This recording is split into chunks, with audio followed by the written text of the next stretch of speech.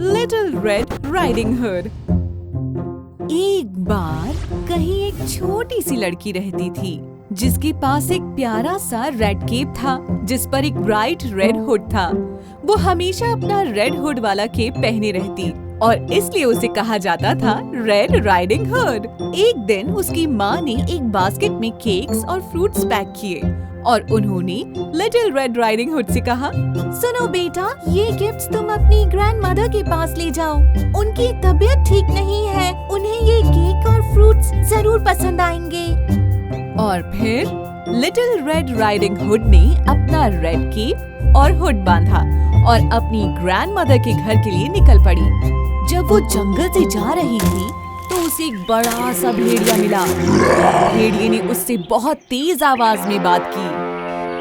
Good morning छोटी बच्ची। उसने कहा, तुम ये केक्स और फ्रूट्स की इतनी अच्छी बास्केट लेकर कहाँ जा रही हो? मैं अपनी ग्रैंड मदर से मिलने जा रही हूँ। लिटिल रेड राइडिंग हुड ने कहा, वो इस जंगल की दूसरी तरफ एक कॉटेज में रहती है। अच्छा, अच्छा है।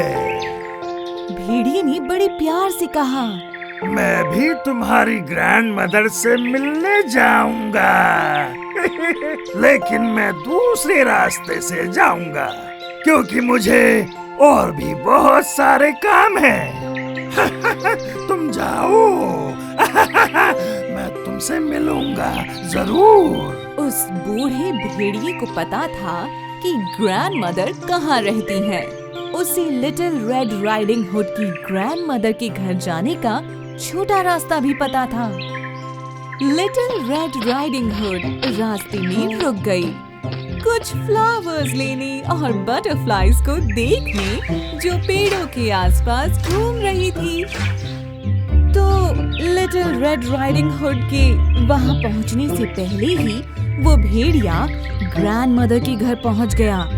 वो बड़े आराम से घर के पास गया। उसने खिड़की से अंदर झांका। उसने देखा कि ग्रैंड मदर अपनी रॉकिंग चेयर पर बैठकर लिटिल रेड राइडिंग हुड के लिए स्वेटर बुन रही हैं। लेकिन ग्रैंड मदर ने भी भेड़िए को देख लिया। वो डर के मारे चेयर से उठकर पीछे वाले कमरे में भागी और उन्होंने दरवाजा बंद कर लिया। उन्होंने ये इतनी जल्दी किया कि भेड़िए को कुछ भी करने का मौका ही नहीं मिला। भेड़िए को बहुत गुस्सा आया। वो घर के अंदर गया। उसने दरवाजा बंद किया। फिर उसने ग्रैंड मदर की नाइट कैप और शॉल उठाई जो वहाँ लटकी हुई थी। भेड़िया चिल्लाया, मैं जल्दी से ग्रैंड मदर की नाइट कैप और शॉल पहनकर बेड में लेट जाता हूँ। लिटिल रेड राइडिंग हुड को लगेगा कि मैं ही उसकी ग्रैंड मदर हूँ। जल्द ही लिटिल रेड राइडिंग हुड वहाँ पहुँच गई और डोर नॉक किया। कौन है? भेड़िए ने ग्रैंड मदर बनकर आवाज लगाई। Little Red Riding hood grand mother. Little Red Riding Hood ने कहा, अंदर आ जाओ मेरी बच्ची। भेड़िए ने बड़े आराम से कहा। उसने अपने फेस को ऊपर तक कवर कर लिया। Oh grandmother. Little Red Riding Hood ने बेड के पास खड़े होकर कहा, आपकी आंखें कितनी बड़ी बड़ी और चमकदार हैं। ताकि मैं तुम्हें ठीक से देख सकूं। भेड़िए ने प्यार से कहा। लिटिल रेड राइडिंग हुड थोड़ा पास आई। ओह ग्रैंड मदर, आपके कान कितने बड़े हैं। ताकि मैं तुम्हारी बात को ध्यान से सुन सकूं। भेड़िए ने और प्यार से कहा। फिर लिटिल रेड राइडिंग हुड ने भेड़िए के बड़े बड़े तेज दांत देख लिए। ओह ग्रैंड मदर, आपके दांत कितने बड़े बड़े हैं। ताकि मैं तुम्हें आराम से खा सकूं मेरी बच्ची। भेड़िया चिल्लाया। उसने कवर हटाया और बेड से नीचे उतर गया। फिर लिटिल रेड राइडिंग हुड ने देखा कि भेड़िया उसकी ग्रैंड मदर बनकर बैठा हुआ था। उसी टाइम उस घर के पास से एक शिकारी जा रहा था। उसने भेड़िए की आवाज सुनी और साथ ही लिटिल रेड राइडिंग हुड को चिल्लाते हुए सुना। उसने दरवाजा खोल दिया। इससे पहले कि भेड़िया लिटिल रेड राइडिंग हुड तक पहुंचता, शिकारी ने अपनी बंदूक उठाई और उस भेड़िए को मार दिया। लिटिल रेड राइडिंग हुड बहुत खुश हुई और उसने शिकारी को थैंक्स कहा। ग्रैंडमदर ने उस कमरे का दरवाजा खोला जहां वो छिपी हुई थी और बाहर आ गईं। उन्होंने लिटिल रेड राइडिंग हुड को किस किया, एक नहीं बल्कि कई बार, और उन्होंने शिकारी को भी उन दोनों को भेड़िए से बचाने के लिए थैंक यू कहा। वो सब इतने खुश थे कि उन्होंने वहीं पर एक पार्टी की। ग्रैंडमदर ने शिकारी और लिटिल रेड राइडिंग हुड को दूध का एक बड़ा सा ग्लास दिया और खुद भी एक ग्लास पिया। उन्होंने वो सारे केक और फ्रूट्स खाए जो लिटिल रेड राइडिंग हुड लाई थी।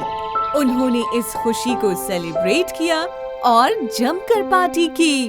वो सब बहुत खुश थे। पिनोकियो। एक बार कहीं पर जिपेटो नाम का एक गरीब लकड़हारा अकेला रहा करता था। एक दिन जिपेटो को लकड़ी का एक बहुत अच्छा टुकड़ा मिला और उसने सोचा कि वो अपने साथ रहने के लिए एक पपेट बनाएगा। उसने एक छोटा सा लड़का बनाया और उसका नाम रखा पिनोकियो। जिपेटो पिनोकियो को ऐसे प्यार करता था जैसे वो कोई असली बच्चा हो। वो उसे आम बच्चों की तरह स्कूल ले जाता था। लेकिन पिनोकियो बहुत शरारती था और जब उसने अपने पैरों पर चलना सीख लिया तो सबसे पहला उसने जो काम किया वो था तेजी से भाग जाना। जिपेटो पिनोकियो को ढूंढने लगा, लेकिन वो उसे कहीं नहीं मिला। इसी दौरान एक पुलिस वाले ने पिनोकियो को पकड़ लिया, लेकिन वो छूटकर भाग गया और अपने घर वापस आ गया। घर पर कोई नहीं था क्योंकि जिपेटो उसे ढूंढने के लिए बाहर गया हुआ था। अचानक से एक आवाज आई, क्री क्री क्री। कौन है यहाँ पर? डरे हुए पिनोकियो ने धीमी आवाज में पूछा। मैं हूँ, बोलने वाले झिंगुर ने कहा, जो धीरे धीरे दीवार से नीचे आया। ऐसे बच्चों को शर्म आनी चाहिए जो घर से भाग जाते हैं। अगर तुम स्कूल नहीं जाओगे तो बड़े होकर तुम एक गधे कहलाओगे। चले जाओ यहाँ से। पिनोकियो चिल्लाया और वो झिंगुर खिड़की से कूदकर बाहर चला गया। पिनोकियो को बहुत भूख लगी थी क्योंकि उसने सुबह से कुछ नहीं खाया था। उसने कमरे के सारे ड्रॉर्स खोले ताकि शायद खाने को कुछ मिल जाए। तभी कोने में उसने कुछ देखा और उसे उठा लिया। वो एक अंडा था। चलो, कुछ तो खाने के लिए मिल गया मुझे, उसने कहा। लेकिन जब उसने अंडे को तोड़ा तो उसमें से एक छोटा सा चूजा निकला। आपका बहुत बहुत शुक्रिया, उसने प्यार से कहा। आपने मेरी शल को तोड़कर मुझे आजाद कर दिया। मैं चलता हूँ। और वो चूजा चला गया। पिनोकियो रोने लगा। अब क्या करूँ? उसने कहा, मैं अच्छे बच्चों की तरह रहता तो मुझे खाने के लिए मिल जाता। पिताजी आते ही होंगे, वो आकर मुझे खाने के लिए कुछ देंगे। पिनोकियो आग के सामने बैठ गया और अपनी टांगों को गर्म करने के लिए उन्हें फैला लिया। वो गहरी नींद में सो गया और जब उठा तो उसने अपना लकड़ी का पैर देखा जो जल रहा था। ओह, पिनोकियो रोने लगा। तभी जिपेटो वापस आ गया। वो अपने बच्चे को देखकर काफी खुश था। फिर क्या था, उसने उसे चूम लिया। मैं तुम्हारे लिए नए पैर बना दूंगा, वो बोला। लेकिन तुम दोबारा से कहीं भाग तो नहीं जाओगे ना? मैं नहीं भागूंगा, पिनोकियो ने प्रॉमिस किया। मैं अच्छे बच्चों की तरह स्कूल जाऊंगा। और फिर जिपेटो ने अपने टूल्स लिए और पिनोकियो के लिए 2 अच्छे से पैर बना दिए।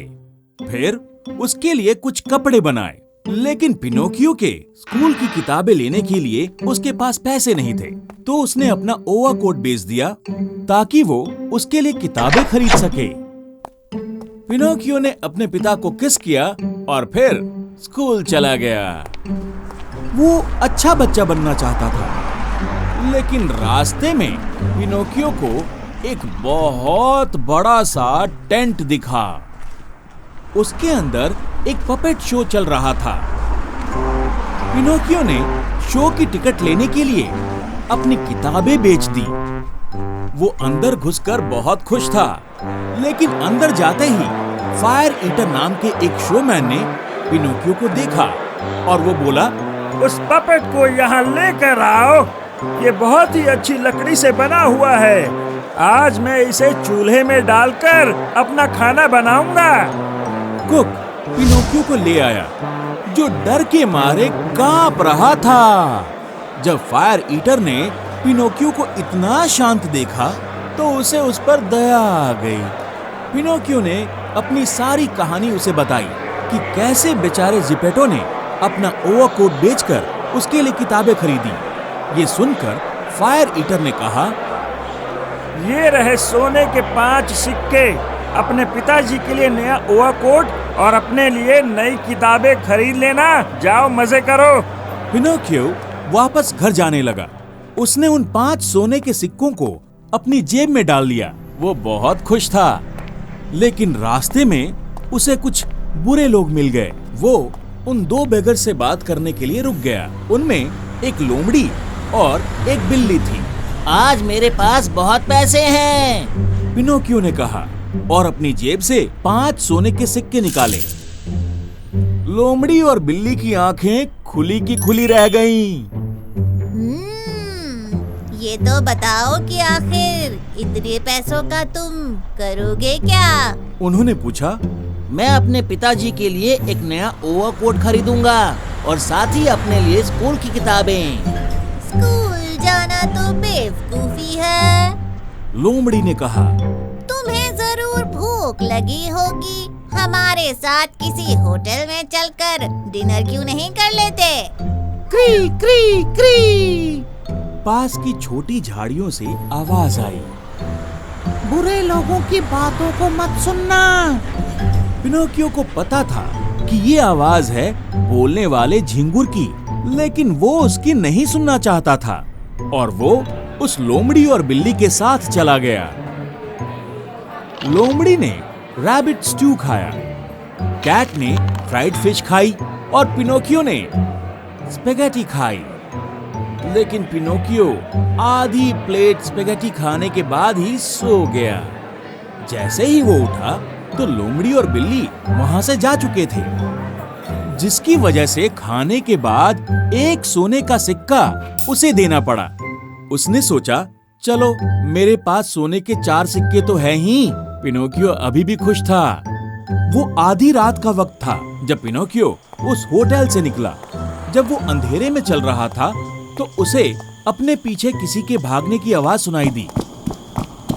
चांद की रोशनी में पिनोकियो ने देखा कि 2 लोग उसके पीछे आ रहे हैं। वो चौंक कर पीछे घूमा। 2 लोग काले बोरे पहने हुए थे, जिससे वो पूरी तरह से ढके हुए थे। सिर्फ उन बोरों में बने हुए छेदों से उनकी आंखें नजर आ रही थी। ये वही बिल्ली और लोमड़ी थे जो छिप कर आ रहे थे। हमें अपने पैसे दे दो, उन्होंने कहा। लेकिन पिनोकियो वहां से भागा बहुत तेज। उसने कूद कर एक खाई पार कर ली, लेकिन लोमड़ी और बिल्ली कूद नहीं सकी क्योंकि वो उन बोरों में बंधे हुए थे। तो वो उस खाई के बीच में गिर गए और वो दोनों पानी में बह गए। जल्द ही सुबह हो गई। जब पिनोकियो जंगल से गुजर रहा था तो उसने एक खूबसूरत घर देखा। वहां खिड़की पर एक प्यारी सी परी बैठी हुई थी। उसने उसे अंदर आने दिया और पूछा, क्या तुम्हें कोई परेशानी है? मुझे बताओ। पिनोकियो ने परी को सारी परेशानी बता दी कि कैसे वो घर से स्कूल के लिए निकला और उसके साथ क्या क्या हुआ। बाकी के सोने के सिक्के कहाँ हैं? उसने पूछा। बाकी के सोने के सिक्के पिनोकियो की जेब में थे, लेकिन उसने परी से झूठ बोला। वो मुझसे खो गए। उसने कहा। जैसे ही उसने ये कहा, उसकी नाक लंबी होनी शुरू हो गई। तुमने वो सोने के सिक्के कहाँ खो दिए? जंगल में खो दिए। पिनोकियो ने फिर से झूठ बोला और इस बार झूठ बोलने के बाद उसकी नाक और लंबी हो गई। वहीं चलकर ढूंढते हैं। परी ने कहा। नहीं, पिनोकियो ने घबरा कर कहा। मैंने उन्हें खा लिया है। इस तीसरे झूठ पर उसकी नाक इतनी लंबी हो गई कि वो कमरे से होती हुई खिड़की से बाहर निकल गई। अब क्या पिनोकियो बाहर नहीं जा सकता था। वो परी देख रही थी कि कैसे पिनोकियो अपनी इस लंबी नाक के साथ यहाँ वहां जाने की कोशिश कर रहा है। फिर जब परी को लगा कि उसे झूठ बोलने की काफी सजा मिल चुकी है, तो परी ने ताली बजाकर बुलाए वुडपेकर्स, और फिर वो बर्ड्स आए, उसकी नाक पर बैठ गए और फिर शुरू हो गए। Cut cut cut. आखिरकार पिनोकियो की नाक जैसी थी वैसी हो गई। तो अब परी ने कहा। अगर तुम प्रॉमिस करो कि तुम अच्छी बच्ची बनकर रहोगे, तो तुम मुझसे कुछ भी मांग सकती हो। मैं बनना चाहता हूँ एक असली बच्चा। पिनोकियो ने कहा। तुम्हारी ये विश पूरी हो जाएगी। परी ने कहा। आप तो सच में बहुत अच्छी हैं। पिनोकियो ने कहा। अब मैं जल्द से जल्द अपने घर वापस जाना चाहता हूँ। जाओ और जाकर अच्छी बच्ची बन जाओ और कभी झूठ मत बोलना। जब भी तुम झूठ बोलोगे तो तुम्हारी नाक लंबी हो जाएगी। परी ने कहा और उसने गुड बाय किस दी। पिनोकियो वापस जिपेटो के पास घर गया, जो उसे देखकर काफी खुश हुआ। जब पिनोकियो अगले दिन उठा तो उसने देखा कि वो एक पपेट नहीं बल्कि एक असली लड़का बन चुका है। जब मैं पपेट था तो दिमाग ना होने की वजह से मैं कितना मूर्ख था। अब तो मुझे बहुत मजा आ रहा है। मैं अच्छा बच्चा बनूंगा, प्रॉमिस। उसने कहा। उस दिन के बाद से पिनोकियो और जिपेटो हमेशा खुशी खुशी रहने लगे। The Three Little Pigs। एक बार कहीं 3 छोटे पिग्स रहते थे। वो बाहर की दुनिया में अपनी किस्मत आजमाने निकले और इसके लिए हर कोई अलग अलग रास्तों पर निकल पड़ा। जल्दी पहले लिटिल पिग को एक आदमी मिला जिसके पास काफी सारी घास फूस थी। प्लीज, क्या आप मुझे अपना घर बनाने के लिए थोड़ी सी घास फूस दे सकते हैं? लिटिल पिग ने पूछा और आदमी ने उसे थोड़ी घास फूस दे दी। पहले लिटिल पिग ने अपना घर बनाया ही था कि वहाँ एक बड़ा सा भेड़िया आ गया। लिटिल पिग, मुझे अंदर आने दो ना। भेड़िए ने कहा। नहीं नहीं, मैं तुम्हें अपने इस छोटे से घर के अंदर नहीं आने दूंगा। लिटिल पिग ने कहा। फिर तो मैं इतनी जोर से फूंक मारूंगा कि तुम्हारा घर ही टूट जाएगा। ये कहकर भेड़िया चिल्लाया और फिर उसने इतनी जोर से फूंके मारी कि पिग का घर उड़ गया। दूसरे लिटिल पिग को एक आदमी मिला जिसके पास काफी सारी लकड़ियां थीं। प्लीज, मुझे अपना घर बनाने के लिए क्या आप लकड़ियाँ देंगे?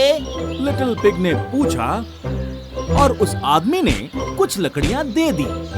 और फिर जैसे ही इस लिटिल पिग ने अपना घर बनाया ही था कि वहां फिर वही भेड़िया आ गया। लिटिल पिग,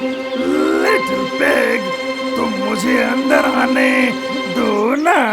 भेड़िए ने कहा। नहीं नहीं, आप मेरे घर के अंदर नहीं आ सकते हैं, ये छोटा है। लिटिल पिग ने कहा। फिर तो मैं इतनी जोर से फूंक मारूं दूंगा कि घर टूट जाएगा। भेड़िया चिल्लाया और फिर उसने इतनी जोर से फूंक मारी और तब तक फूंक मारता रहा जब तक कि पिग का घर उड़ नहीं गया। फिर तीसरे लिटिल पिग को एक आदमी मिला जिसके पास ईंटें थी। प्लीज मुझे अपना घर बनाने के लिए थोड़ी सी ईंटें दे दीजिए। लिटिल पिग ने पूछा और उस आदमी ने उसे कुछ ईंटें दे दी। और इस पिग ने भी जैसे ही अपना घर बनाया, वो भेड़िया अचानक से वहां आ गया। लिटिल पिग, लिटिल पिग, मुझे अंदर आने दो। भेड़िया बोला, नहीं नहीं, मैं तुम्हें अपने छोटे से घर के अंदर नहीं आने दूंगा। लिटिल पिग ने कहा, फिर तो मैं इतनी जोर से फूंक मारूंगा कि तुम्हारा घर टूटेगा अभी के अभी, समझे?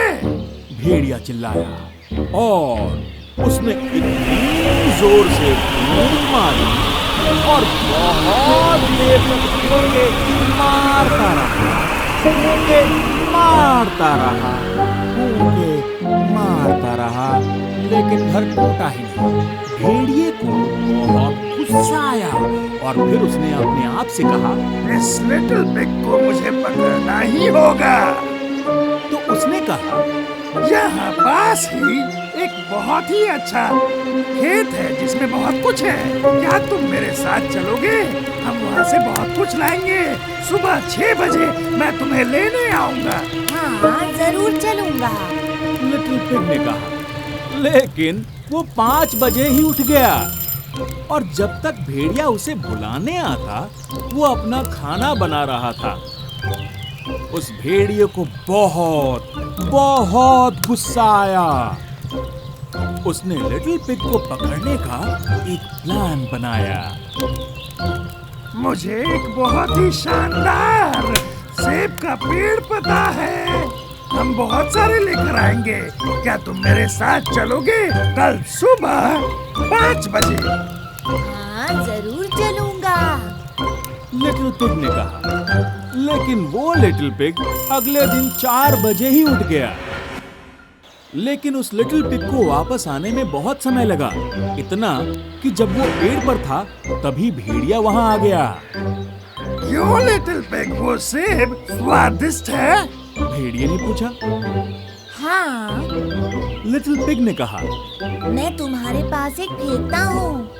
वो जितनी दूर फेंक सकता था उसने सेब फेंका और जब भेड़िया उसे लेने गया तो लिटिल पिग पेड़ से उतरा और अपने घर की ओर भाग गया। अगले दिन सुबह भेड़िया और जल्दी पिग के घर पहुंच गया। उसे उस पिग को पकड़ना ही था, तो वो छत पर चढ़ा और चिमनी से नीचे आने लगा। लेकिन लिटिल पिग ने उसे आते हुए देख लिया था। उसने पानी के एक बड़े से बर्तन का ढक्कन हटाया जो आग पर रखा हुआ था और फिर पानी में जोर से आवाज हुई और फिर इस तरह से खत्म हुई एक बुरे भेड़िए की कहानी। The Wolf and the Seven Lambs। एक बार जंगल के पास एक बकरी अपने 7 बच्चों के साथ रहती थी। वो अपने बच्चों से बहुत प्यार करती थी। एक दिन जब बकरी अपने बच्चों के लिए खाना लाने जा रही थी तो उसने उनसे कहा, बच्चों, मैं तुम्हारे लिए खाना लेने जंगल जा रही हूँ। तुम लोग आपस में लड़ना मत। और हाँ सुनो, किसी के लिए भी दरवाजा मत खोलना सिवाय मेरे। भेड़िया हमेशा तुम्हें लालच भरी नजरों से देखता है। उसने अपने बच्चों को किस किया और उन्हें गुड बाय कहा। भेड़िया पहले से ही बकरी के जाने का इंतजार कर रहा था। उसे बकरी के बच्चों को खाना बहुत पसंद था। वो बकरी की झोपड़ी के पास गया और उसने दरवाजा खटखटाया। हेलो बच्चों, मैं हूँ तुम्हारी माँ। दरवाजा खोलो, खाना लाई हूँ तुम्हारे लिए बच्चों। बच्चे समझदार थे। वो भेड़िए की आवाज पहचान गए और उन्होंने कहा, अरे चालाक भेड़िए, हमें बेवकूफ समझने की कोशिश मत करो, हमने तुम्हें पहचान लिया। इसके बाद भेड़िए ने बकरी की तरह बोलने की प्रैक्टिस की और वो फिर वापस आया। इस बार उसने जोर से आवाज लगाई, हेलो बच्चों, दरवाजा खोलो, मैं हूँ तुम्हारी माँ, बाहर खड़ी हूँ। बच्चे समझदार थे। उन्होंने दरवाजे के मैजिक ग्लास से सावधानी से देखा और भेड़िए के पैर देखकर कहा, नहीं, हम दरवाजा नहीं खोलेंगे, हमने तुम्हें पहचान लिया है, क्योंकि तुम्हारे पैर हमारी माँ जैसे नहीं हैं। उनके पैर तो सफेद रंग के हैं। ये बात सुनकर भेड़िया एक शॉप पर गया और उसने दुकानदार को अपने पैरों को व्हाइट फ्लावर से कवर करने के लिए कहा। दुकानदार को भेड़िए की ये बात अजीब तो लगी, लेकिन उसने डर के मारे चुपचाप वही किया जैसा भेड़िए ने कहा था। फिर भेड़िए के पैर सफेद हो गए। वो बकरी की झोपड़ी में फिर से आया और दरवाजा खटखटाया। हेलो मेरे प्यारे बच्चों, मैं आ गई, खोलो, दरवाजा खोलो जल्दी। बच्चों ने मैजिक ग्लास से देखा कि पैरों का रंग सफेद है। उन्होंने दरवाजा खोल दिया और भेड़िए को देखकर वो अपनी जान बचाने के लिए यहाँ वहाँ भागने लगे। कुछ बेड के नीचे चले गए तो कुछ कर्टन्स के पीछे छिप गए। लेकिन चालाक भेड़िए ने उन सबको खा लिया, एक को छोड़कर, जिसने अपनी आप को घर में रखी घड़ी में छिपाया हुआ था। भेड़िया उसे देख नहीं पाया, इसलिए वो बच गया। थोड़ी देर बाद जब बकरी घर आई तो वो दरवाजा खुला देखकर हैरान रह गई। उसने सोचा कि ताजा खाना खाकर बच्चे काफी खुश होंगे, लेकिन उसकी खुशी दुख में बदल गई। उसने देखा कि घर की हालत खराब है और कोई भी बच्चा दिखाई नहीं दे रहा। वो जोर जोर से रोने लगी और उसने अपने आप से कहा, ओ बच्चों, तुम्हें क्या हुआ? तुमने दरवाजा क्यों खोला? इस बार वो भेड़िया जीत गया, उसने तुम सबको खा लिया। और फिर जो बच्चा घड़ी में छिपा था वो बोला, माँ, क्या तुम सुन रही हो? मैं सबसे छोटा हूँ, मुझे इस घड़ी से बाहर निकालो। बकरी ने अपने बच्चे को उठाया और उसे बार बार किस करने लगी। बच्चे ने उसे सारी बात बताई। फिर उन्होंने भेड़िए को खर्राटे लेते हुए सुना और फिर बकरी बोली, लगता है भेड़िया अब भी यहाँ है, जरा मेरी कैंची तो लेकर आना। बच्चा कैंची ले आया। वो दोनों गार्डन में गए। उन्होंने देखा कि भेड़िया सो रहा है। बकरी आराम से भेड़िए के पास गई और उसका पेट काट दिया। उसने देखा कि बच्चे जिंदा हैं और उन्हें भेड़िए के पेट से एक एक करके बाहर निकाल लिया। बकरी ने सबको गले से लगाया और बच्चों से कहा कि भेड़िए के पेट में पत्थर डाल दो। उन सब ने बड़े बड़े पत्थर भेड़िए के पेट में डाल दिए और फिर बकरी ने उसका पेट सिल दिया। फिर वो सब अपनी झोपड़ी में आ गए। थोड़ी देर बाद भेड़िया उठा। उसे प्यास लगी तो वो पानी पीने कुएं के पास गया। क्योंकि उसके पेट में बड़े बड़े पत्थर थे, इसलिए वो खुद को बैलेंस नहीं कर पाया और जोर से चिल्लाते हुए कुएं में गिर गया। वो कुएं के पानी में गिरकर मर गया। बकरी और उसके बच्चे खिड़की से सब देख रहे थे। वो बाहर आए और नाचने लगे, क्योंकि अब उन्हें भेड़िए से डरने की कोई जरूरत जो नहीं थी। रम्पल्स्टिल्टस्किन। एक बार एक गरीब मजदूर था जिसकी एक बहुत सुंदर बेटी थी। वो राजा के दरबार में गया और उसने कहा कि उसकी बेटी घास को सोना बना सकती है। राजा ने उसकी बेटी को महल में आने के लिए कहा। उसने उसे घास से भरी एक कमरे में बैठा दिया और उसने उससे कहा, अगर तुमने इन सारी घास फूस को रात को सोने में नहीं बदला तो तुम मारी जाओगी। उसने उस लड़की को कमरे में बंद कर दिया। लड़की को समझ में नहीं आ रहा था कि क्या किया जाए। वो रोने लगी। अचानक कहीं से एक बौना आदमी आया। उसने उससे पूछा, तुम क्यों रो रही हो? लड़की ने जब पूरी कहानी बताई तो बौने ने कहा, घबराओ नहीं, मैं इस घास फूस को सोने में बदल दूंगा, लेकिन इसके बदले तुम मुझे क्या दोगी? मैं तुम्हें अपना नेकलेस दे दूंगी। उसने प्रॉमिस किया। उस बौने आदमी ने सारी घास फूस को सोना बना दिया। अगले दिन जब राजा ने ये देखा तो वो बहुत हैरान और खुश हुआ। उसे लालच आ गया। वो उस लड़की को एक बड़े कमरे में ले गया और उससे कहा, अगर तुमने इस सारी घास फूस को आज रात सोने में नहीं बदला तो तुम मारी जाओगी। उसने उस लड़की को फिर से बंद कर दिया। लड़की रोने लगी। बौना आदमी फिर से कमरे में आया और उसने लड़की से कहा, अगर मैं इस सारी घास फूस को सोने में बदल दूं तो इस बार तुम मुझे क्या दोगी? उसने उसे अपनी गोल्ड रिंग दे दी और वो पूरी रात वहाँ बैठकर घास को सोने में बदलता रहा। अगले दिन राजा सोने से भरा कमरा देखकर बहुत खुश हुआ। वो लड़की को घास फूस से भरे हुए सबसे बड़े कमरे में ले गया। अगर तुमने इस सारी घास फूस को आज रात सोने में बदल दिया तो मैं तुम्हें अपनी रानी बना लूंगा। लड़की को फिर से बंद कर दिया गया और वो एक बार फिर से रोने लगी। इस बार जब बौना आदमी आया तो वो बोली, मेरे पास आपको देने के लिए कुछ नहीं है, अब मैं क्या करूं? उसने कहा, तुम मुझसे वादा करो कि जब तुम रानी बनोगी तो पहला बच्चा तुम मुझे दोगी।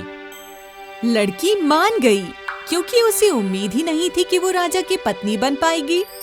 उस बौनी आदमी ने सारी घास फूस को रात को सोने में बदल दिया। अगले दिन राजा सोना देखकर बहुत खुश हुआ। उसने लड़की से शादी कर ली। जल्द ही उनका एक बच्चा हुआ। वो बौना आदमी क्वीन के पास उसके बच्चे को लेने आया, लेकिन वो अपना प्रॉमिस भूल गई थी। वो उस बौने आदमी के सामने रोई कि वो उसके बच्चे को छोड़ दे, लेकिन उस आदमी ने कहा, मैं तुम्हारे बच्चे को नहीं ले जाऊंगा अगर तुम मेरा नाम बता दो। मैं तुम्हें 3 दिन देता हूँ। ये कहकर वो गायब हो गया। क्वीन ने हर तरह के नाम याद करने की कोशिश की। अगले दिन जब वो आया तो उसने उसे वो सारे अनोखे नाम बताए जो वो सोच सकती थी। शायद आपका नाम है टिमोथी, बेंजामिन या जेरेमाया। लेकिन उसने जवाब दिया, अरे ये तो मेरा नाम नहीं है। अगले दिन क्वीन ने अपने नौकरों को पूरी कंट्री में भेजा और सबके नाम पूछकर आने को कहा। उस रात वो बौना आदमी फिर से क्वीन के पास आया, लेकिन वो उसका असली नाम नहीं बता सकी। तीसरे दिन क्वीन का एक नौकर जंगल में उस बौने आदमी को ढूंढने गया। घने जंगल में नौकर ने उसे आग के सामने खुशी से नाचते गाते देखा। वो गा रहा था, आज मैं नाचूं, कल मैं झूमूं, अगली बार मुझे मिलेगा रानी का बच्चा। है, अब मैं अपना नाम पूछूंगा रानी से। मेरा नाम है रम्पलस्टिल्टस्किन, कौन जानेगा, ला ला ला ला। नौकर इसके बाद महल वापस आ गया और क्वीन को उस बौने आदमी का नाम बताया। उस रात जब वो बौना आदमी क्वीन के पास आया तो वो पूरी तरह तैयार थी। उसने उसे चैलेंज किया, आज तुमने मेरा नाम नहीं बताया तो मैं बच्चे को ले जाऊंगा। क्वीन हंसी और उसने जवाब दिया, तुम्हारा नाम है हैरी या कॉनरेड या शायद तुम्हारा नाम है रम्पलस्टिल्टस्किन। हैया! ये सुनकर बौना आदमी चिल्लाया। ये कैसे हो सकता है? तुम्हें नाम कैसे पता? ये कहकर वो घनी जंगल में चला गया और फिर कभी क्वीन के पास लौटकर नहीं आया। द प्रिंसेस एंड द पीर। बहुत समय पहले की बात है। दूर कहीं एक राजा और एक रानी रहते थे, जिनका एक बेटा भी था। प्रिंस काफी बड़ा हो गया था और अब समय आ गया था कि उसकी शादी कर दी जाए। उसे चाहिए थी खूबसूरत प्रिंसेस। अपनी बात प्रिंस ने राजा और रानी को बता दी, लेकिन वो जहाँ रहते थे वहाँ आस-पास में कोई भी प्रिंसेस नहीं थी। तो राजा और रानी ने प्रिंस को दूर दराज के इलाकों में भेजा, जिससे कि प्रिंस अपनी प्रिंसेस को ढूंढ सके। प्रिंस नॉर्थ में बर्फीली जगहों पर गया और फिर एक किले में पहुंच गया, जहां प्रिंसेस रहा करती थी। ये प्रिंसेस लंबी थी, गोरी थी और काफी चालाक थी और साथ ही झूठ बोलने में भी उस्ताद थी। एक असली प्रिंसेस कभी झूठ नहीं बोलती। प्रिंस ने सोचा और वो साउथ में गर्म रेगिस्तान में पहुंच गया। वहां था एक महल जहां रहती थी एक और प्रिंसेस। ये प्रिंसेस बहुत सुंदर थी, लेकिन घमंड भी कम नहीं था उसमें। एक असली प्रिंसेस इतनी घमंडी तो नहीं होगी, प्रिंस ने सोचा। फिर वो ईस्ट गया और वो जा पहुंचा एक मैंशन में। वहां एक और प्रिंसेस रहा करती थी। इस प्रिंसेस की स्माइल बहुत ही प्यारी थी और आवाज तो और भी अच्छी, लेकिन वो अपनी बड़ाई बहुत करती थी। एक असली प्रिंसेस अपनी बड़ाई कभी नहीं करती, प्रिंस ने सोचा। और वो दुखी होकर अकेला ही अपने घर वापस आ गया। बेचारा प्रिंस। उसके घर आने के कुछ ही समय बाद एक शाम को वेस्ट से एक जबरदस्त तूफान आया। अचानक से किसी ने महल का दरवाजा जोर जोर से खटखटाया। राजा इतना हैरान हुआ कि वो खुद दरवाजा खोलने के लिए गया।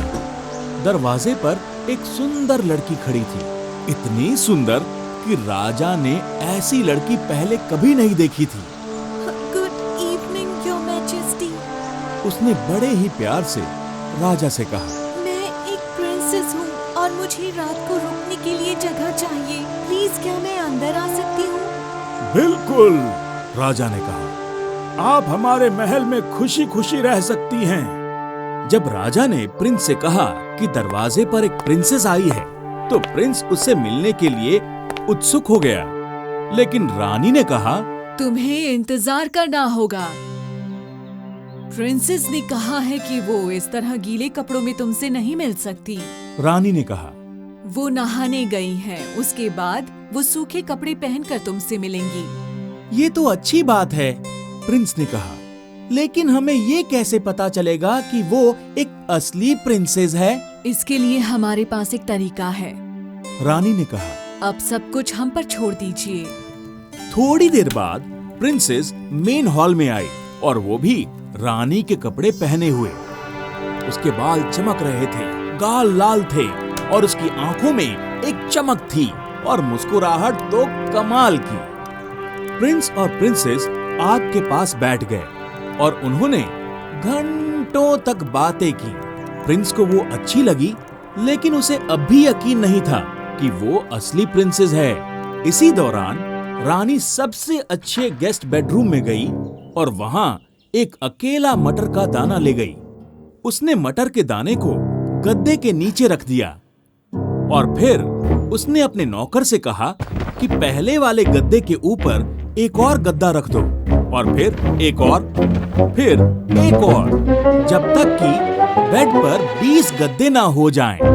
फिर रानी ने अपने नौकर से कहा कि इन गद्दों के ऊपर 20 नरम चादरें बिछा दो और प्रिंसेस के चढ़ने के लिए सीढ़ी लगा दो। प्रिंसेस को जब रानी इस बेडरूम में लेकर आई तो इतना बड़ा बेड और सीढ़ी देखकर वो हैरान हो गई, लेकिन उसने कोई शिकायत नहीं की। उसने रानी को थैंक यू कहा और गुड नाइट विश किया। प्रिंसेस सीढ़ी चढ़कर बेड के ऊपर पहुंच गई और फिर आराम से सोने की कोशिश करने लगी, लेकिन वो सो नहीं पाई। ओहो, पूरी रात करवटें बदलती रही। सुबह वो काफी थकी हुई महसूस कर रही थी। जब वो ब्रेकफास्ट करने के लिए आई तो राजा, रानी और प्रिंस ने उसे ध्यान से देखा। क्या आप अच्छे से सोई? रानी ने पूछा। ठीक से तो नहीं सो पाई, पर प्रिंसेस ने कहा। बेड में कुछ तो था, छोटा और हार्ड। मैं जहाँ भी टर्न कर रही थी मुझे वो परेशान कर रहा था। मैं थकी हुई हूँ क्योंकि मैं बिल्कुल नहीं सो पाई। हालांकि मैं सोने की कोशिश तो बहुत कर रही थी। इसके लिए हमें माफ कर दीजिए, रानी ने कहा। लेकिन हम बहुत खुश हैं क्योंकि हमें पता चल गया है कि आप एक असली प्रिंसेस हैं। एक असली प्रिंसेस ही 20 गद्दों और 20 चादरों के नीचे एक छोटे से मटर से होने वाली परेशानी को महसूस कर सकती है। ये सुनकर प्रिंस बहुत खुश हुआ क्योंकि उसे पहली ही नजर में प्रिंसेस से प्यार जो हो गया था। प्रिंसेस भी प्रिंस को पसंद करने लगी थी और उन दोनों की शादी हो गई। लेकिन उस मटर का क्या हुआ? उसे एक ग्लास केस पर एक वेलवेट कुशन पर रख दिया गया और म्यूजियम में भेज दिया गया, जहां वो अब भी डिस्प्ले में लगा हुआ है। The Elves and the Shoemaker। बहुत टाइम पहले की बात है। एक ईमानदार और मेहनती शूमेकर हुआ करता था। वो बहुत गरीब था। उसके पास कुछ नहीं बचा था, बस इतना लेदर था कि वो एक जोड़ी जूते बना सकता था। एक रात उसने जूतों के लिए लेदर काट लिया और सोने चला गया, ये सोचकर कि अगले दिन जूते बना लेगा। अगले दिन सुबह जल्दी उठकर जब वो अपनी वर्क बेंच पर गया तो ये देखकर हैरान रह गया कि जूते तो पहले से ही तैयार हैं। उसने उन जूतों को हाथ में लेकर बड़े ध्यान से देखा। जूतों में सारे स्टिचेस बिल्कुल सही लगे हुए थे, एक भी गलती नहीं थी। उसने सोचा ऐसा तो एक अच्छा कारीगर ही कर सकता है।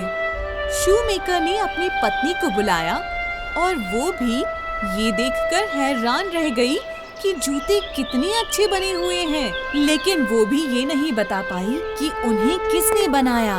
कुछ ही देर बाद उनकी शॉप में एक आदमी आया और उसने वो जूते पहन कर देखे। इससे ज्यादा आरामदायक जूते तो मैंने पहले कभी नहीं पहने। उस आदमी ने खुश होकर कहा और उन जूतों के जितने पैसे थे उससे ज्यादा पैसे दिए। वो गरीब शूमेकर और लेदर लाने गया और इतनी लेदर लाया जिससे 2 जोड़ी जूते और बनाए जा सकते थे। उस शाम उसने लेदर को काट कर रख दिया और सोचा कि अगले दिन सुबह उनसे जूते बना लेगा। फिर वो सोने चला गया। अगली सुबह वो उठा और उसने सोचा क्यों ना जूते तैयार कर लिए जाएं। लेकिन वो ये देखकर हैरान रह गया कि जूते तो पहले से ही तैयार हैं। थोड़ी ही देर बाद 2 कस्टमर्स आए और उन्होंने दोनों जोड़ी जूते खरीद लिए। इनकी स्टिचिंग बहुत ही अच्छी है। उन्होंने खुश होकर कहा। इनको कितनी अच्छी तरह से बनाया गया है। अब शूमेकर के पास इतने पैसे थे कि वो 4 जोड़ी जूतों के लिए लेदर ला सकता था और वो ले भी आया। अगली सुबह 4 जोड़ी जूते बनकर तैयार थे और कुछ दिन तक ऐसा ही चलता रहा। जो भी लेदर वो जूतों के लिए शाम को काट कर रखता, रात को अपने आप उसके जूते बन जाते और कस्टमर खुशी खुशी उन्हें खरीद लेते। जल्दी ही शूमेकर और उसकी पत्नी की गरीबी दूर हो गई। एक शाम क्रिसमस से पहले उसने हमेशा की तरह शूज काटे और फिर शूमेकर ने अपनी पत्नी से कहा, आज रात हम यहाँ रुक कर देखेंगे कि कौन है जो हमारी इस तरह से मदद कर रहा है। उसकी पत्नी मान गई और वो दोनों लाइट कम करके कमरे के एक कोने में पर्दे के पीछे जाकर छिप गए। आधी रात को 2 छोटे एल्व्स वहां आए। वो शूमेकर के बेंच पर बैठ गए। उन्होंने सारा कटा हुआ लेदर उठाया और जल्दी जल्दी अपनी छोटी छोटी उंगलियों से जूते बनाने का काम शुरू कर दिया। शूमेकर उन्हें हैरानी से देखता रह गया। जब तक काम पूरा नहीं हुआ, वो 1 सेकंड के लिए भी नहीं रुके। फिर उन्होंने जूतों को बेंच पर बहुत अच्छे से रखा और फिर वो वहाँ से चले गए, किसी चूहे की तरह बिल्कुल चुपचाप और तेजी से। अगले दिन सुबह शूमेकर की पत्नी ने उससे कहा, उन छोटी छोटी एल्व्स ने हमें अमीर बना दिया है। हमें भी उनके लिए कुछ करना चाहिए, उनको थैंक्स कहने के लिए। क्या तुमने देखा उन्होंने कपड़े नहीं पहने हुए थे? उन्होंने कुछ नहीं पहना हुआ था। उन्हें कितनी ठंड लगती होगी ना। मैं उनके लिए शर्ट्स और कोट्स और ट्राउजर्स और हैट्स बनाऊंगी और हाँ, हो सके तो स्टॉकिंग्स भी बना दूंगी।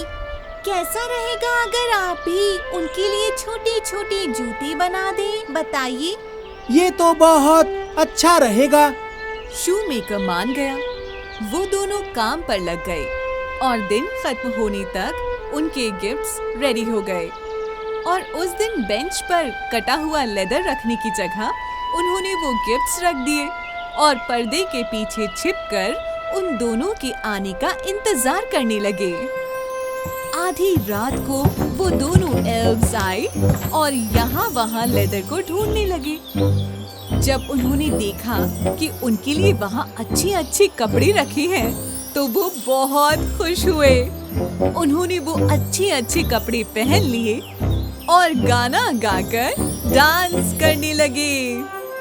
आज का दिन कितना बढ़िया है, हमें हमारे नए कपड़े मिल गए हैं। इसके बाद वो दोनों एल्व्स वहाँ से बाहर निकले और आसमान में कहीं गायब हो गए। शूमेकर और उसकी पत्नी ने उन्हें फिर कभी नहीं देखा। लेकिन ये एल्व्स जो गुड लक लाए थे, वो बाकी की जिंदगी हमेशा उनके साथ रहा। The pied Piper of Hamelin. Hamelin Germany का एक छोटा सा शहर था। यहाँ काफी सारे चूहे थे। हैमलिन एक तरह से चूहों के लिए स्वर्ग था। वो घरों में, होटलों में, दुकानों में, स्कूलों में और हर सड़क पर थे। उनसे सब बहुत परेशान थे और जल्द ही कोई हल निकालना जरूरी था। मेयर कई बार यहाँ के लोगों से इसके बारे में बातचीत कर चुके थे। शुरू में सबको लगा कि बिल्लियां इन चूहों को भगा देंगी। हालांकि बिल्लियों के लिए ये चूहे काफी ज्यादा थे, तो बिल्लियों की मदद से उन्हें भगाना काफी मुश्किल था, क्योंकि इसके लिए काफी सारी बिल्लियां चाहिए थी। सब काफी परेशान थे। एक दिन एक अनजान आदमी हैमलिन में आया। उसके पास एक फ्लूट था। उसके चेहरे पर एक अजीब सा लुक था और वो सीधे मेयर के सामने पहुंच गया। वो मेयर के सामने आया और उसने कहा, पूरी जर्मनी में सबको पता है कि हैमलिन के लोग चूहों से बहुत परेशान हैं। मैं सारे के सारे चूहों को यहाँ से भगा दूंगा। आप मुझे क्या इनाम देंगे? एक पल के लिए मेयर हैरान रह गया। उनके लिए ये मानना काफी मुश्किल था कि एक अजनबी जो कहीं और से आया है, वो ये कह रहा है कि उनके शहर से वो सारे चूहों को भगा देगा। 10,000 सोने के सिक्के अगर तुमने यहाँ से सभी चूहों को भगा दिया तो, मेयर ने कहा। उस अजनबी आदमी ने सिर हिलाया और कहा, मुझे चूहों को यहाँ से भगाने के लिए 1 दिन चाहिए। वो आदमी सड़कों पर निकला। उसने अपना फ्लूट लिया और बजाना शुरू कर दिया।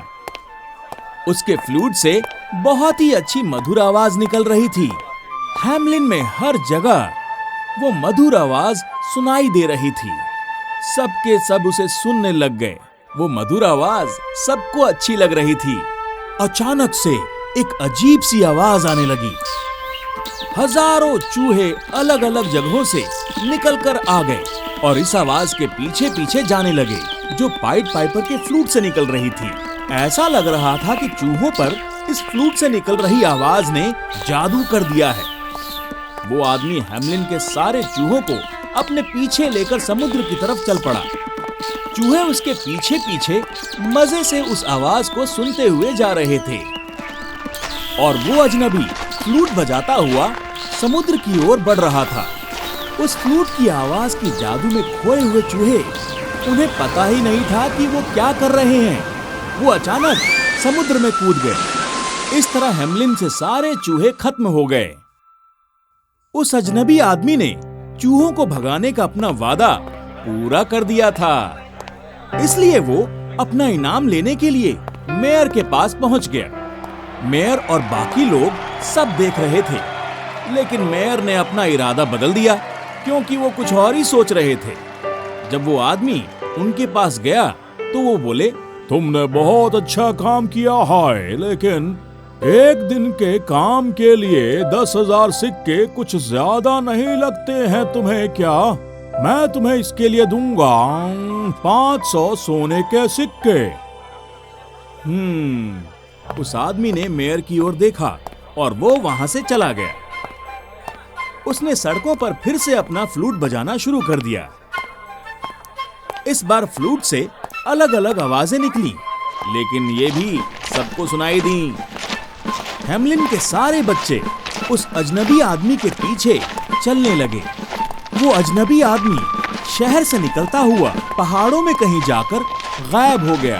सभी बच्चे उसके पीछे चल दिए। बच्चों के माता पिता इस बात से परेशान थे कि उनके बच्चे कहाँ चले गए और उन्होंने मेयर से इस बात की शिकायत की। मेयर कुछ नहीं कर सकता था क्योंकि उसे पता था कि उसने उस अजनबी आदमी के साथ अच्छा नहीं किया। वो अजनबी आदमी हेमलिन वापस आ गया, लेकिन वो बच्चे उसके साथ नहीं आए। मेयर ने उससे माफी मांगी। उसने उससे कहा कि वो बच्चों को वापस कर दे। इस बात का जवाब उस अजनबी आदमी ने नहीं दिया। वो वहां से वापस चला गया और सब उस अजनबी को देखते रह गए। वो अजनबी कुछ देर बाद वापस आया और इस बार सभी बच्चों के साथ। उस अजनबी आदमी को 10,000 सोने के सिक्के दे दिए गए। मेयर को अपनी सीख तो मिल ही गई थी।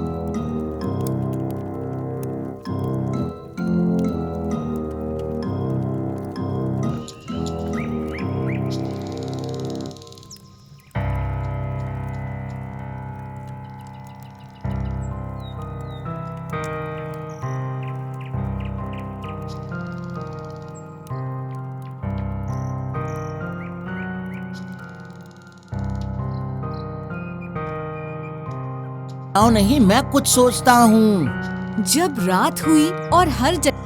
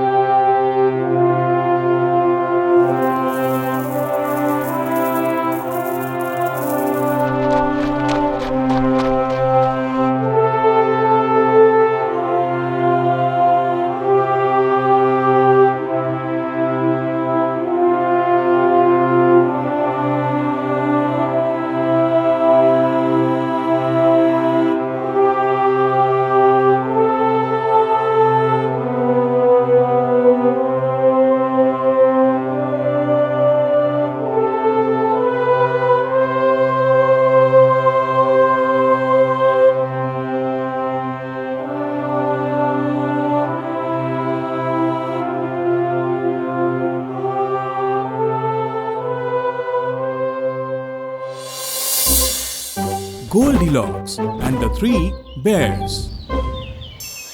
एक बार जंगल में 3 भालू एक घर में रहते थे। उनके पिता बहुत बड़े भालू थे और माँ मिडिल साइज की भालू थी और छोटा बच्चा बहुत ही छोटा भालू था। एक दिन जब उनका दलिया टेबल पर ठंडा होने के लिए रखा हुआ था तो वो बाहर घूमने चले गए। तभी एक छोटी सी लड़की वहां आई जिसका नाम था गोल्डीलॉक्स। उसने दरवाजा खटखटाया लेकिन किसी ने दरवाजा नहीं खोला। फिर वो अंदर चली गई। फिर उसने देखे टेबल पर रखे 3 दलिये के बोल। मुझे बहुत भूख लग रही है। गोल्डीलॉक्स ने कहा। पहले उसने सबसे बड़े बोल का दलिया खाया लेकिन वो काफी गर्म था। फिर उसने मिडिल साइज वाले बोल का दलिया खाया लेकिन वो काफी ठंडा था। फिर उसने छोटे वाले बोल का दलिया खाया और वो बिल्कुल ठीक था तो उसने वो पूरा का पूरा खा लिया। और इसके बाद गोल्डीलॉक्स दूसरे कमरे में चली गई और वहां उसने 3 कुर्सियां देखी। सबसे पहले वो बड़ी वाली कुर्सी पर बैठी लेकिन वो काफी ऊंची थी। फिर वो मिडिल साइज वाली कुर्सी पर बैठी लेकिन वो भी ऊंची थी।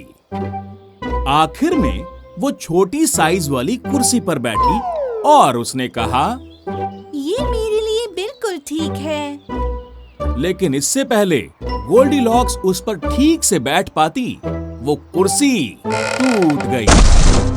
इसके बाद गोल्डीलॉक्स बेडरूम में गई और वहां उसने 3 बेड्स देखे। सबसे पहले वो बड़े वाले बेड पर गई लेकिन वो काफी हार्ड था। फिर वो मिडिल साइज वाली बेड पर गई लेकिन वो काफी सॉफ्ट था। फिर वो गई सबसे छोटे बेड पर और वो बिल्कुल ठीक था। गोल्डीलॉक्स को गहरी नींद आ गई। जब वो सो रही थी तो तीनों भालू घूमकर वापस आ गए। उन्होंने घर की हालत देखी। ये क्या, किसी ने मेरा दलिया खाया है। बड़े वाले भालू ने भारी आवाज में कहा, लगता है किसी ने मेरा दलिया भी खाया है। मिडिल साइज वाली भालू ने थोड़ा आराम से कहा, किसी ने मेरा दलिया भी खाया है और पूरा का पूरा खा लिया है। सबसे छोटे वाले भालू ने बड़े आराम से कहा, वो भी अपनी पतली आवाज में। फिर तीनों भालू अपने कमरे में गए जहां कुर्सियां रखी हुई थी। किसी ने मेरी कुर्सी पर बैठने की कोशिश की है। बड़े वाले भालू ने अपनी भारी आवाज में कहा, कोई कोई मेरी कुर्सी पर भी बैठा था। मिडिल साइज वाली भालू ने थोड़ा आराम से कहा। कोई मेरी कुर्सी पर भी बैठा था और उसने मेरी कुर्सी तोड़ दी। सबसे छोटे वाले भालू ने बड़े आराम से कहा, वो भी अपनी पतली आवाज में। फिर वो तीनों सीढ़ियों से चलते हुए अपने बेडरूम तक पहुँचे। लगता है किसी ने मेरे बेड पर लेटने की कोशिश की, बड़े वाले भालू ने अपनी भारी आवाज में कहा। लगता है कोई मेरे बेड पर भी लेटा था। हाँ? मिडिल साइज वाली भालू ने थोड़ा आराम से कहा। कोई मेरे बेड पर भी लेटा था और वो अभी भी लेटी हुई है। सबसे छोटे वाले भालू ने बड़े आराम से कहा, वो भी अपनी पतली आवाज में। इन आवाजों से गोल्डीलॉक्स की नींद खुल गई और अपने सामने 3 भालुओं को देखकर वो डर गई और वो वहां से भागी और खिड़की से कूद गई। वो तो अच्छा था कि नीचे नरम पत्तों का ढेर था। फिर वो जितनी तेजी से हो सकता था अपनी घर की ओर भाग गई। If you like this story, give thumbs up and subscribe to our channel for more videos. See you soon!